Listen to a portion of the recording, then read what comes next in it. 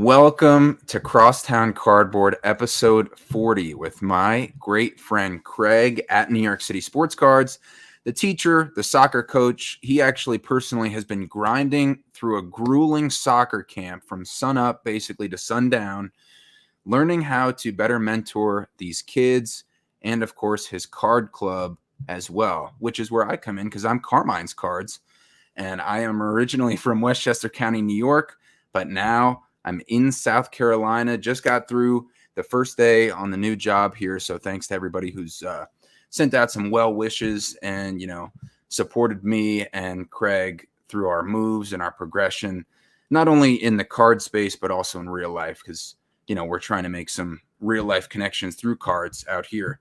And that brings us to the biggest card connection convention that we have, which is the National coming up at the end of this month. And last episode, we mentioned we are going to go all national for this last month here, leading up to the National Card Convention.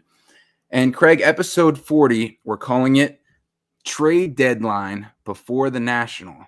And you came up with this title because we're, making a play off the NBA trade deadline, lots of moves, and we're making lots of moves personally for us in the card space. Episode 40, we got to shout out Sean Kemp, great number 40, and Mike Allstott, who needed several people to take him down.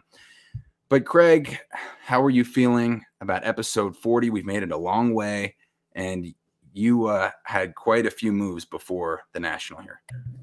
Yes, I did. And how wonderful is this? A podcast, a sports card podcast between two New Yorkers, and we're finally both back on the East Coast, as it should be.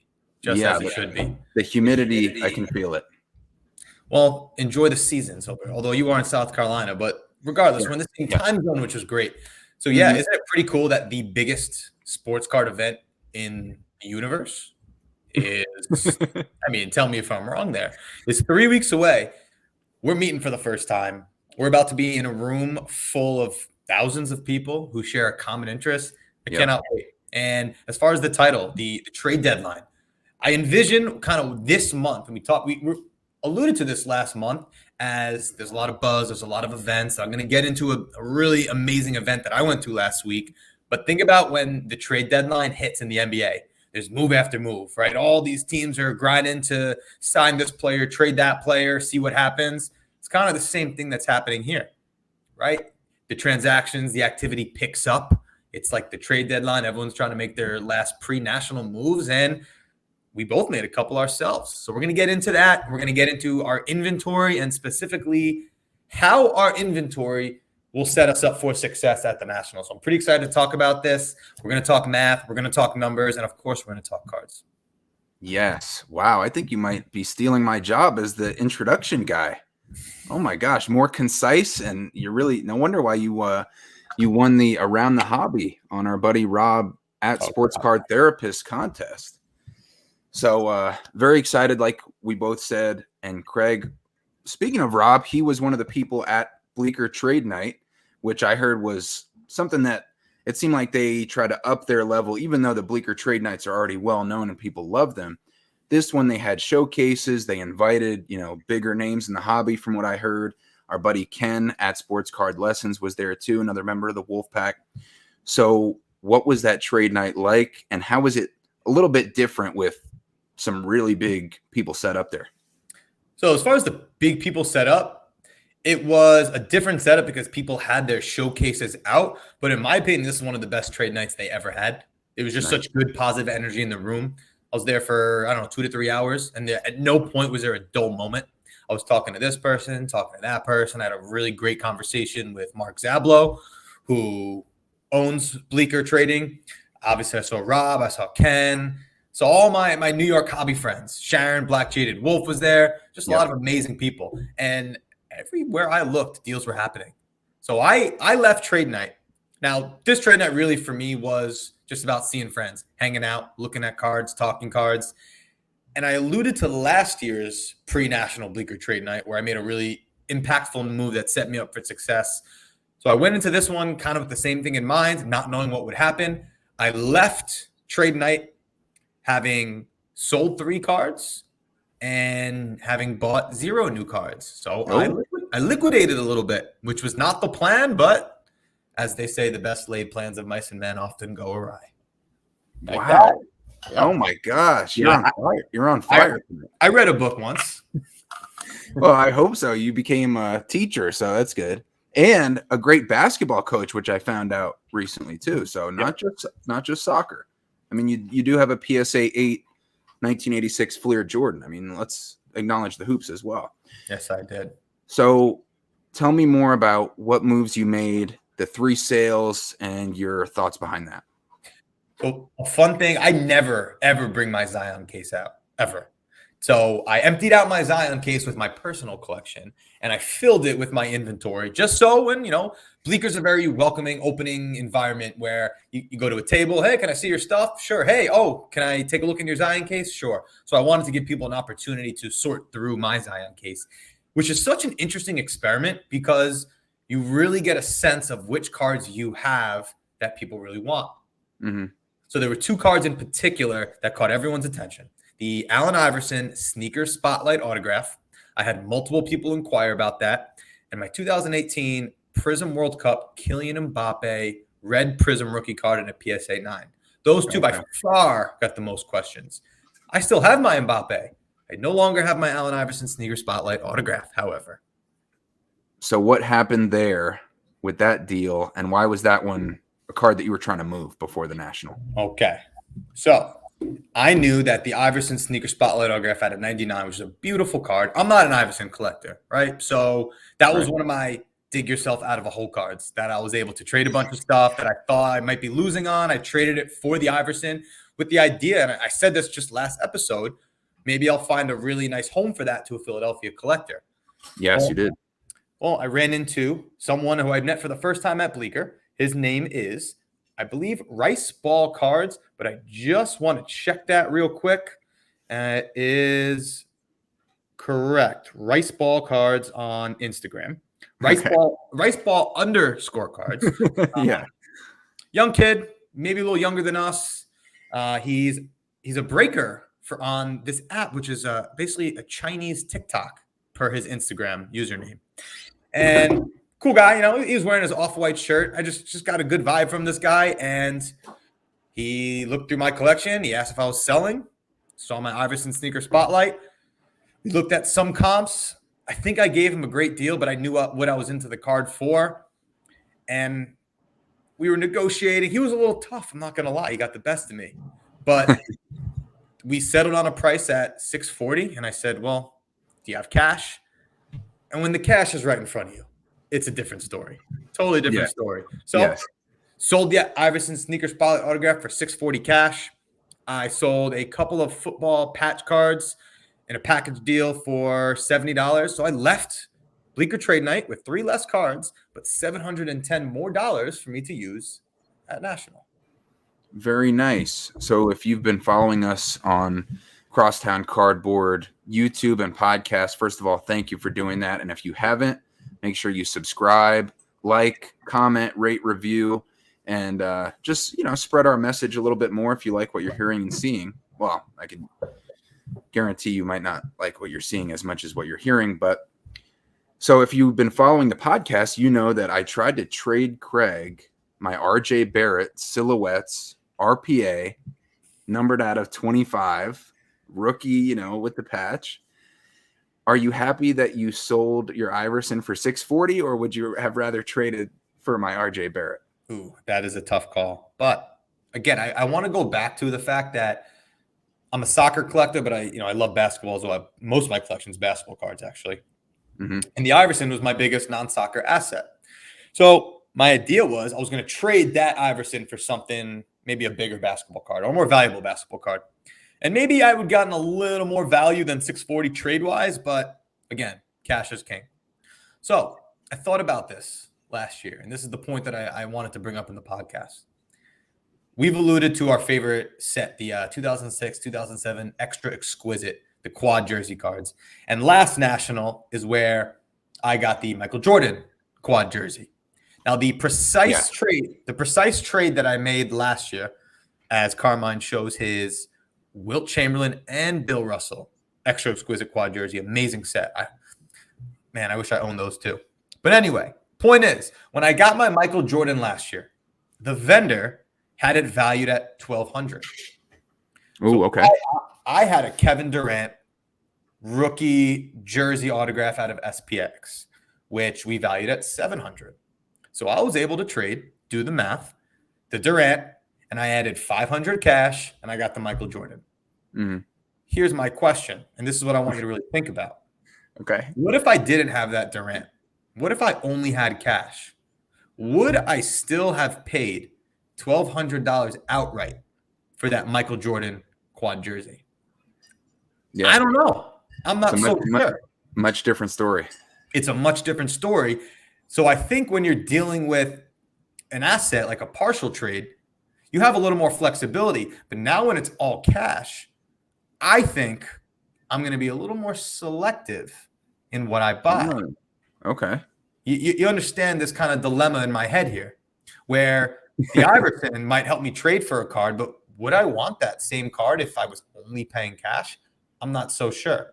So I think that's going to change my decision making as I approach National now with extra cash in my pocket as opposed to this asset. So what you're saying is you're really going to be going for that card that you really want if you're going to pay full cash. Because trade, it's like you're already halfway there. You're already like halfway committed to getting this card. And if that is a better value, the card you're going after, you feel like is a better value or you like it more than the card that you're trading, it makes it so much easier to just add that extra cash on top. But at the same time, you're becoming more invested, less liquid to make more moves. So I do see the dilemma there. And it's not like I could have just gone to any booth. Oh, I have this Iverson card. Let me trade. Having a card asset is not like having a Visa gift card. Everyone accepts cash. Everyone accepts cash. But having a card as a trade asset is not like having a Visa gift card where it's worth cash. It's more like having a Simon Mall gift card where you might only be able to use it in certain spots. Yeah. You know what I'm saying? Like a Starbucks or, here's your gift card, but you have to use it at this store right here. Or this card in this case. So there's no guarantee the Iverson would have been used I would have been able to use it as an asset, or there's no guarantee I would have been able to use it as an asset for something I really want. I'm not going to complain about cash. Did I make a ton of money on the card? No, I did profit though. We like to be in the green, but it was a card I dug myself out of a hole. Yeah, and I freed up some cash to spend. So it's interesting because if you're like, I can get like 750 trade maybe or 700 trade if I'm lucky at National. But what if that person who's willing to trade you doesn't have anything you like, or vice versa? What if they have something you like, but then they don't want to trade you for the Iverson? So I think that's a smart move. Freed it up. And so what else? Can you paint the picture a little bit more from Bleecker Trading? Because it looked like a cool scene from all the Instagram photos. Yeah, it was a very cool scene. I think what they did a great job at is a diverse crowd, not only in the demographics, but the cards. There were a lot of kids there. Sloth Sports Cards, who's like a New York Bleecker staple. He was set up. There were a lot of young kids who I really enjoyed just the dialogue with. Had a really good conversation with this one kid. He was looking at my Josh Allen Optic Hollow rookie. He was looking at my Pulisic 2022 Prism Manga card. And we were looking at the comps at the Pulisic. There was no SGC 9.5, which I had, but there was a 9, there was a 10. We were coming up with the price. And he was like, I don't really do soccer, but like I'd like a Pulisic card. So I turned to him, I'm like, you don't collect soccer? This isn't the card for you. Which I thought was that was a good lesson in that moment. Right? Yeah. He wanted this Pulisic card just to have a Pulisic and hopefully to get a good deal. And I was trying to tell him, like, bro, like, stick to what you like. If soccer is not your thing, don't try to buy this from me just to get yourself a good deal. If you don't like soccer, like, stick to what you like to collect. I thought that was very fair advice. Yes, that was good advice, and not only fair because maybe you could have profited off that sale, but you instead chose to make it a lesson, the teacher that you are, and probably, because that's something that might stick in that kid's head because that was not just you saying it; it was an example right in front of his face. So, I mean, you can never know, but it was a great gesture, I'm sure. It was cool. There was a good amount of kids there. It's really funny because there's a couch in Bleecker, and that's usually where the mothers hang out of the kids who mothers don't really want to be there, but they have, at least they have a nice couch to sit on. But there was pizza. There was a lot of diversity, like I said, in collecting. So you got Jeff's cards there, who he has a lot of high-end basketball and then Game of Thrones autographs. You got Adam Schraman, who's got a lot of vintage soccer, right? And then Cage Lawyer's there with his son. So Cage on the table's got his Babe Ruth Goudies and a Shaq PMG, and then he got his kid who's at that table just buying and selling football cards. So it was a little bit of everything going on there. And listen, you can talk about hobby negativity all you want. If you were in Bleecker this last Wednesday night, things were buzzing. The vibes were so good, and it just gets me even more excited for seeing everyone else again in Chicago. Oh, yeah. And you know what I love about that was that it was the rare combination of, from what it seemed like, of course I wasn't there, I wish I was, but it seemed like it was professional while also being welcoming and friendly, which I feel like is a very hard balance to strike, but with the quality of people it seemed like they had there and the quality of a lot of people in the sports card space, and with their welcoming attitude with the pizza and spending their own money on drinks and stuff like that, seems like they really did a great job with that. Yeah, no, and there's a lot of soccer collectors there, and I really found myself, and I anticipate this also happening in Chicago. There were moments where I even forgot I was at a card event for a minute. I'm just having conversation with friends, and that's great. That's what makes Bleecker so awesome. That's great. So you were able to do all that in person, Craig. You're in the Mecca there in New York City, and cards and coffee. We had Emily on recently, Bleecker Trading, other great card stores in the area. I was moving across the country. It actually took me 10 days in the Penske with my car on the car carrier behind me. And thankfully, my mom joined me for the second half. So that was nice. But 40 hours total. Got to see some relatives and saw my mom, one of her friends in Nashville also. Which is funny because I left Nashville when the Nashville card show was happening. I'm like, going the wrong way. Poor timing. But I had to keep chasing the dream here. So I was on Instagram and I'm looking at Mikey's cards. He always has such great inventory and he's always bringing more stuff in, selling stuff, story sales, unique stuff.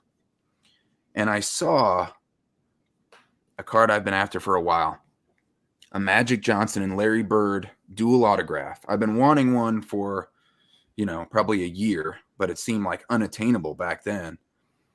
And to add to that, this one is an exquisite, and it's 0607 exquisite finalists, which I also like. And here I'll show a picture here on the YouTube channel. It has a picture of the Larry O'Brien Championship Trophy on one side, bold blue, beautiful autographs on card. And so I'm like, wow, I really like that card. So I tried to partial trade with him a little bit, and he didn't want, and I was willing to trade 3 different Larry Birds, 2 flawless autographs, and a exquisite Larry Bird auto patches. And I'll pull those out right now. I was willing to basically trade up in my PC. And he did not want any part of it. Interesting. if you're looking on the Crosstown Cardboard YouTube, I'll hold up what I was, trying to trade him. And it's, it's nice stuff and it's Larry Bird stuff. Exquisite auto patches here with the game used jersey and on card auto, and then flawless out of 10. This one's 1 out of 10, and a gold flawless, another one numbered 10 out of 10. And I was trying to do that in I think it was like 1,500 cash. Well, first I offered 1,000, but he had it priced, the Bird Magic dual auto, he had it priced at $3,000. So anyway, he didn't want any of my trade. He's like, which I respect. I mean, if you want cash for your cards, and he has the quality of cards that people will pay cash for, and a lot of it, depending on what the card is. So long story short, we negotiated. He wanted $3,000. I offered $2,500. And then we slowly got toward, and I came, further up, which was fine because I really wanted the card.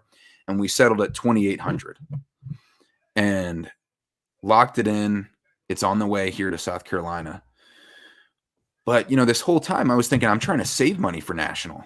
Like we talked about this last episode, and I'm like, I'm trying to bring like $5,000 there or around, and that quickly went away when I spent it on this. But I wanted to explain like the thought process behind that a little bit, because I was just thinking, like, if I saw this at national, this is what I'm going to want to pick up. So why would I not take the opportunity, even though it's not at the national, that's right in front of me, and I have the cash, and this is something that, it's probably the best dual auto brand that I can get, like exquisite, I mean, Ultimate Collection might be somewhere, but it's definitely lower. I mean, exquisite, flawless would be up there, but I mean, this is the brand pre-Panini, in my on card autographs as well, and on card, and with the Larry O'Brien trophy in there. I mean, it was just like this is a showpiece. Who do you think signed it first? I would like to think that Larry had the last laugh. I would like to think that he had the last laugh. Magic's on the top, Larry's on the bottom, so I don't know, but it's just it's beautiful, That card is meant for you, and that's such an important point you make, because Iowa Dave, who, first of all, shout out to Iowa Dave. Yes, Iowa Dave, organizing all of the hobby content into one page. But I don't know if you saw that, he posted an Instagram story recently as well, where there was a card that popped up on eBay, and he posted a story basically asking like what to do, because similar dilemma to yours. He's like, this is a card I really want, but I'm trying to save money for national. I don't know what to do. And like you, he pulled the trigger. Wow. Okay. And I don't know what the card is yet, but shout out to Iowa Dave, who's part of the Wolfpack network. Yes. So I think that's something you could relate to. Yeah. I mean, if in your heart of hearts, that's the type of thing you would have wanted for national, like looked for at national anyway, why not go for it now? Yeah. And I think that was the one overriding factor that made me want to pull the trigger. And, also, like you mentioned, Craig, shout out to Iowa Dave, starting up a podcast of his own. It's called The Shallow End on the Wolfpack Network. It's good stuff. Iowa Dave, he's a smart guy, and he has a long car ride commute to and from work in Iowa to think about these card things, and he's clearly very well thought out.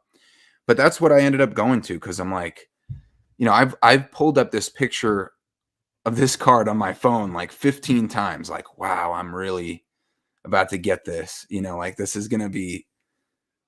And if it hits me that hard, like online on social media, I just know within the first like couple seconds, I'm like, wow, and that's like something I feel like is a great milestone. I'm really happy about that, because $2,800 is a lot for me. That's I'm paying like that's like 3 rents for me. Oh, 3. I mean, I don't mean to put you down in New York City. Don't even get me started. I'm sorry, bro. It's a little different. There's a lot more space here. Yeah. But just to put it in real life perspective, that anybody who's spending real money on cards like that, good for you if you really believe in it and you love it. But and it also, it makes me get a great relief to have that in my PC now, and know that I don't have to go crazy looking for something at the national now. Like I feel like I can kick my feet up and enjoy the national now more, because I have gotten a PC card I would have been ecstatic to get at the national. So now I already basically prepped for the national by knocking off something on my wish list, which we're planning on getting to, in one of these episodes before the national, about what cards we're really looking to get. And I feel like, I can kind of take a deep breath knowing I got something that would have been on my wish list tucked away already. That must be a great feeling, right? Because now it's almost like you have a little more fun now. I'm going into national thinking like there's a couple big soccer cards that I really want. Again, we'll talk about it next episode. But I want to try to find really sweet Knicks patches. Yeah. So now you knocking off one, you could focus a little more on the cool stuff. Maybe not like that big Grail piece. Right. But I want to get into how our recent moves now sets us up. And I want to get into some numbers. Ooh, okay. Permission to math? Permission granted. Okay. So I'm comping my cards, trying to get a sense of what I'm bringing to national. And I don't normally really like to get into how much cash I'm bringing, what my collection is worth. But you talked about it last week. It's national. Let's talk about it. Okay. So I comp my soccer cards. My PC's separate. My PC's staying at home. But as far as my inventory, soccer cards that I plan to bring to national to either trade or sell. Okay.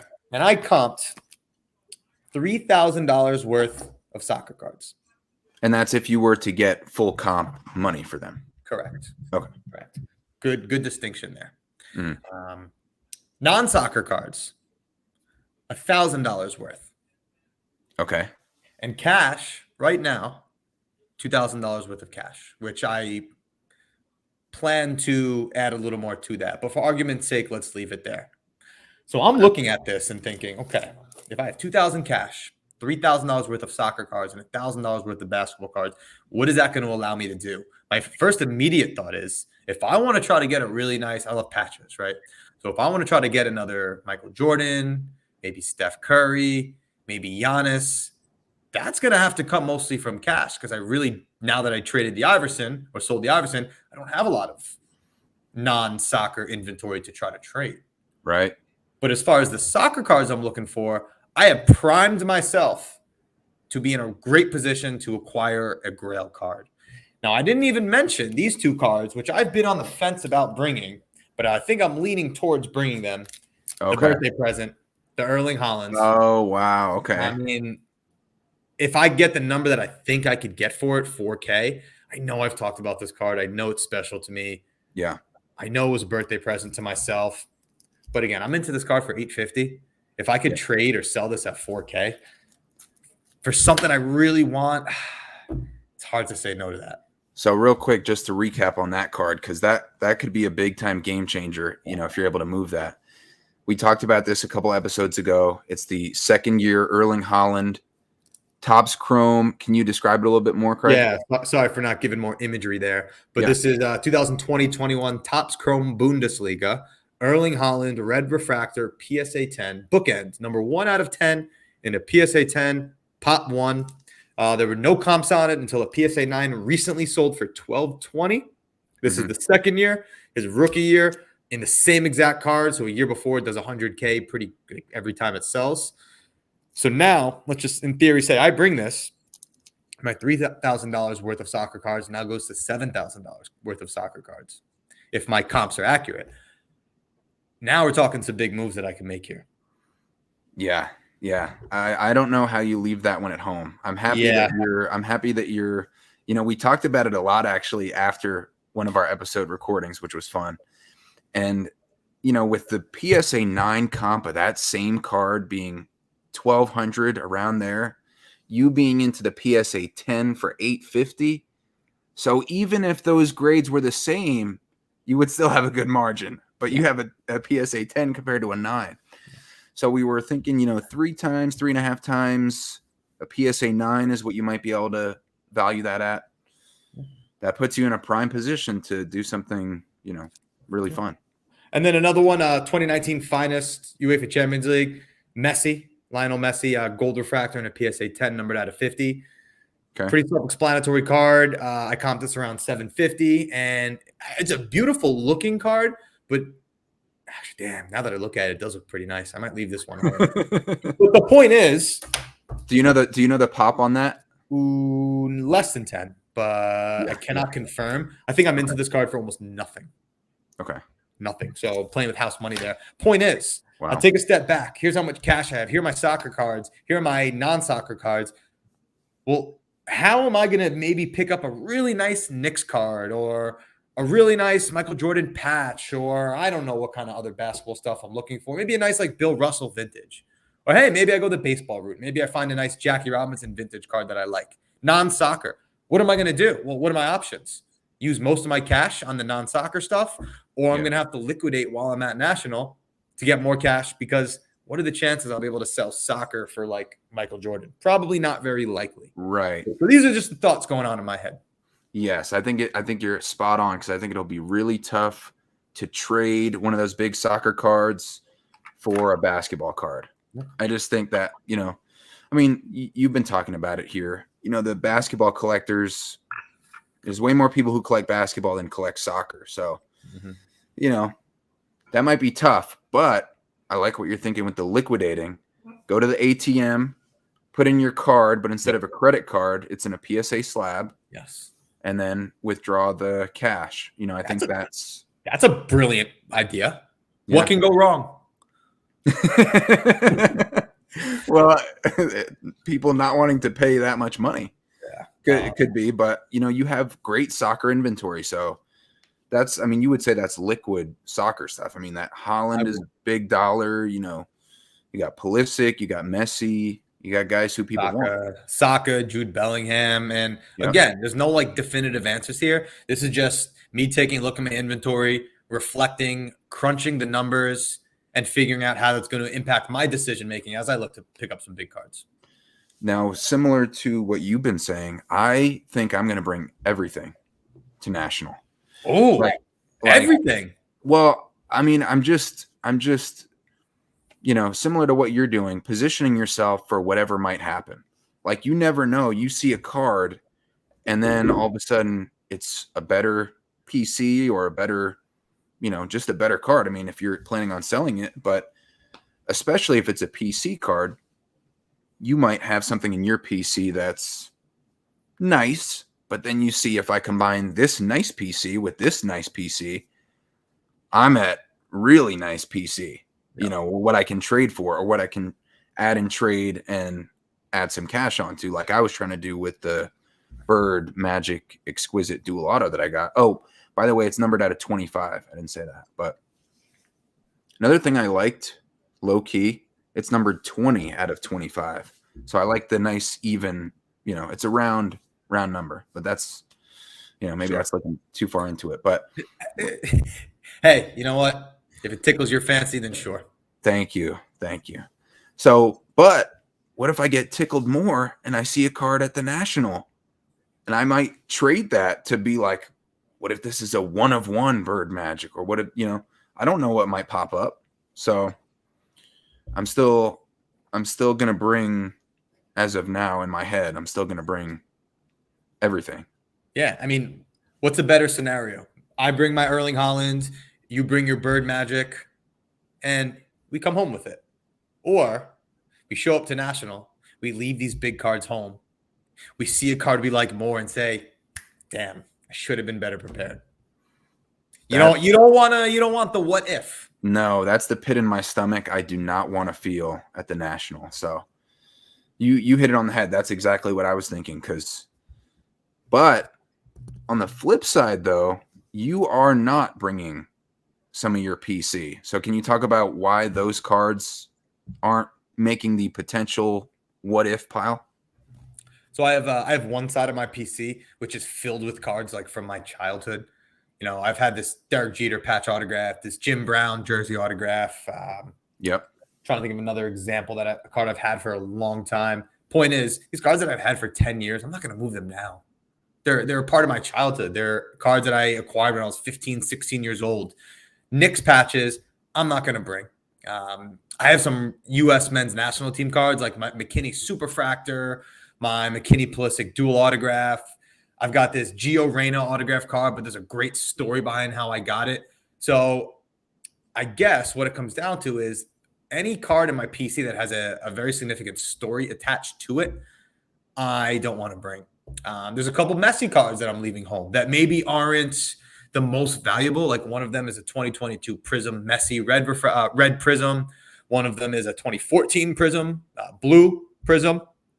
And maybe they're not the most valuable cards ever, but there's something about Prism World Cup soccer that I'm like, I like the collectability of these. I want to leave these home.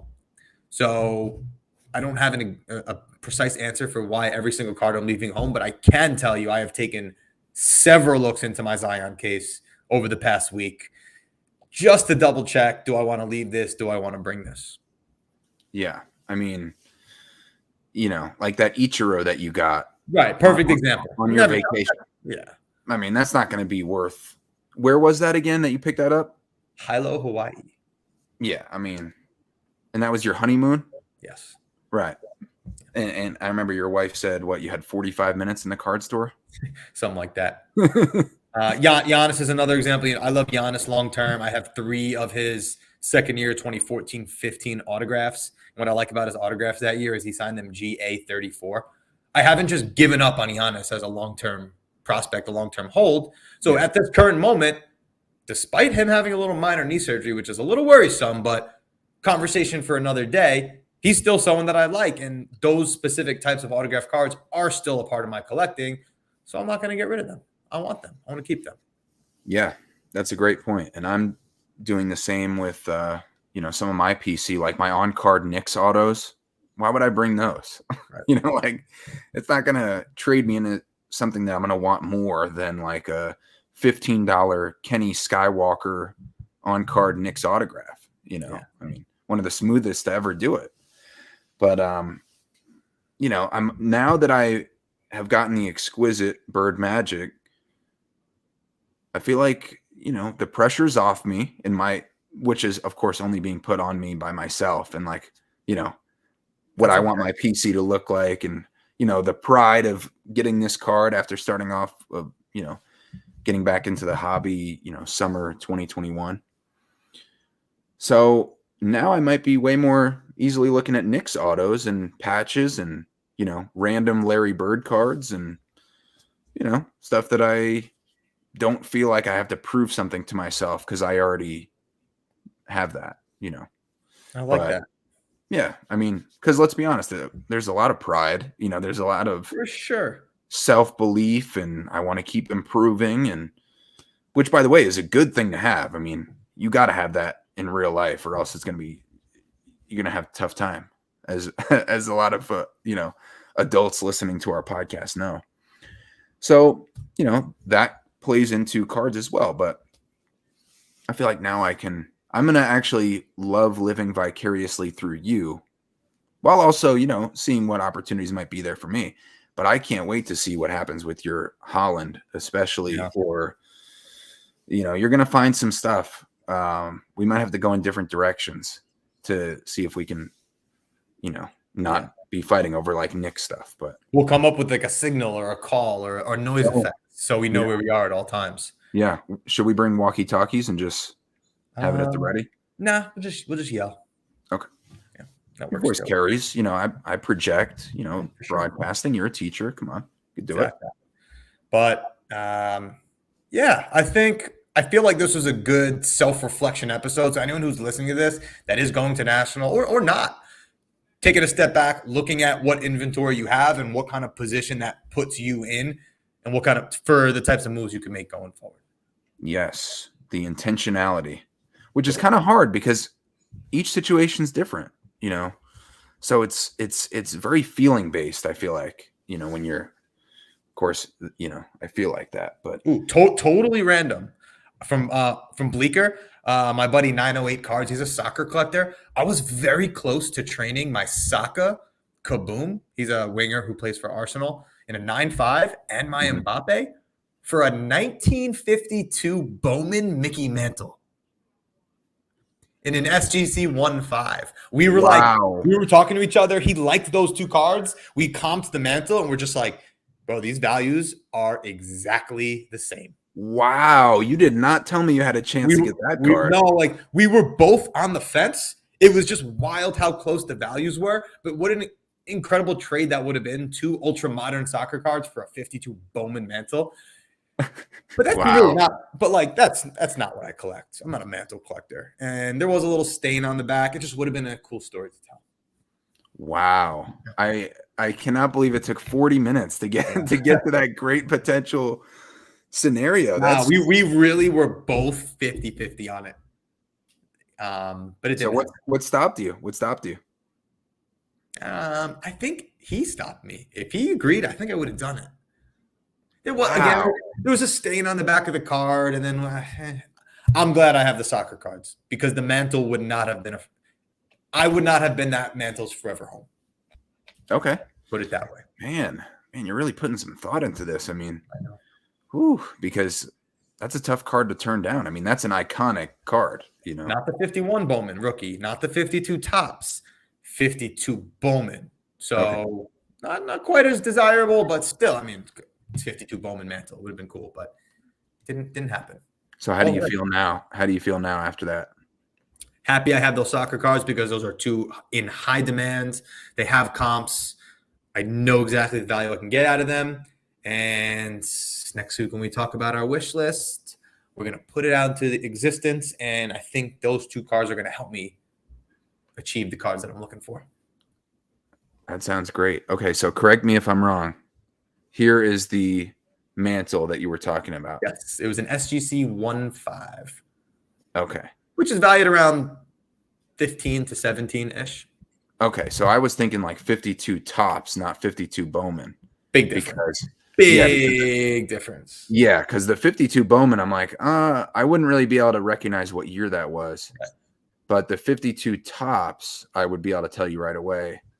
Yeah, 52 Tops, I ain't got it like that. Yeah. I mean, this is the most expensive card that sold recently. This is the one everybody's crazy about. Yeah, that's honestly not my style. I wouldn't want that because that's just not what I collect. What was it, like 6 million in a PSA 10? Something like that. I mean, yeah. But so, next week, much different. Carmine, I want you to put thought into next week. I want you to think about. We talk about going to shows, and you don't really have a list, Yeah. You just go and you look around, you see what you want. But this year, I do have a short list of cards I'm looking for. So, we're going to put it out into the universe next week, so that way, we manifest it, and the cards will find their ways into our collection. Okay, and I already have some cards in mind too, like specific, this exact card. You hold up a picture. I've got 4 things on my list. Okay. I can think of at least one. No spoilers. No, just a tease. But good stuff. Congrats on that pickup. That's the most you card ever. Thanks, bro. Magic Bird, dual on-card autograph. So, yeah, great stuff. Congrats on that. Yeah, thanks, bro. And you too on liquidating a little bit. Yeah. Got a couple K to play with and, a lot more in soccer cards. It's almost time. I'm feeling it. My first one, like you return guy, much different, but I mean, everyone remembers their first. That's right. So I think it'll be very memorable, especially with the Wolfpack Trade Night on Friday. Be there. Friday, Crown Plaza, 6 p.m. Be there. Friday of National. Yes. Cash bar, live DJ, giveaways. I heard Oz with the Wolfpack. I heard Oz is going to moonwalk. Oh, okay. Yes, I've seen it at the wedding. What was it? His daughter's wedding? Yeah, Oz is. I'm going to put it out there. Oz is the best dancer in the hobby. So no pressure, Oz, but you got to show us a little something. I don't know if Oz is even the best dancer in the Wolfpack. No, I'm just kidding. That's not a challenge I want, to be like him challenging me at a trade night. Oh, you know what I want to do at National? I'm going to put this out there. I want to find a mid-2000s hobby box and open it. Okay. That's it. Just like a 2005 Fleer baseball product or something. A hobby box that I could find for like $100 or less. I don't like these new products. I want to go back to when we grew up in the mid-2000s when it was Topps, it was Upper Deck, it was Fleer. Those are the products that I loved opening, and I really hope I'm going to treat myself to a hobby box if I could find something that brings me back to those times. Okay, that's cool. So just a little nostalgia purchase. I should have saved that for the wish list, but we'll keep that to cards only, individual cards. Okay. But until next time, I'll see you in a week. All right, bro. And by the way, quick shout out. We mentioned Oz, and he was talking about this on his podcast, Cousins Collectibles, with our other cousin, Tony. And I was calling up Oz on my drive out here, like I said, 40 hours. And just to have somebody there who can, provide perspective from a more experienced, I can't believe he's almost 50, perspective.